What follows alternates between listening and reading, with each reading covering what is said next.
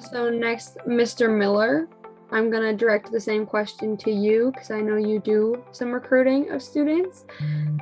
What would you be looking for? What qualifications would you be looking for in your new graduates? And if there are any downfalls to new graduates, what would those weaknesses or downfalls be?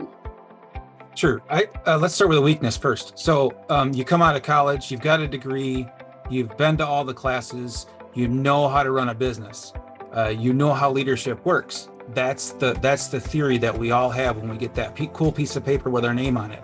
And the fact is that we really have as a basis for understanding how business works.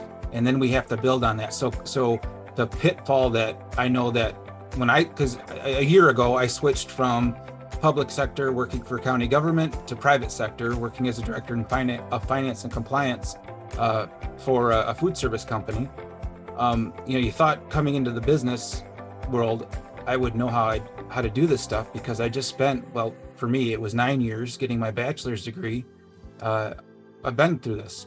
There's not much for me to learn. The fact of the matter is that there is. So I think when I interview people, one of the things I look at is do they recognize that there's more to learn?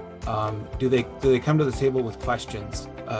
What did they do in their curriculum that was outside of what was required? So there's that core group of classes. What did they do that was outside of that to expand their horizons? Can they speak well? There's in hiring circles at certain levels, there's this thing that if you can't text somebody, you can't communicate with them. So when they show up for an interview or they apply for a position or you're looking for somebody, can they communicate well? Grades are important, but the GPA isn't everything. Did they apply themselves in school? Did they struggle through the hard times? A scholarship is great, but did that person work their way through college and still do well?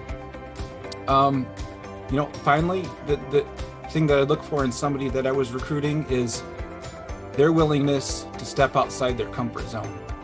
It's real easy to say that I want to go into this field, I studied for this field. Well, what happens? What's your plan B? And are you willing to expand your horizons and grow with the company?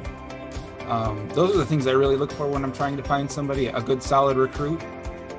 And it seems to work better when I've narrowed my focus and I've just made the easy picks because they were there. It's not been as well, it worked out as well, but finding those people that are just a little bit outside of the norm are really beneficial. So don't be afraid to be different.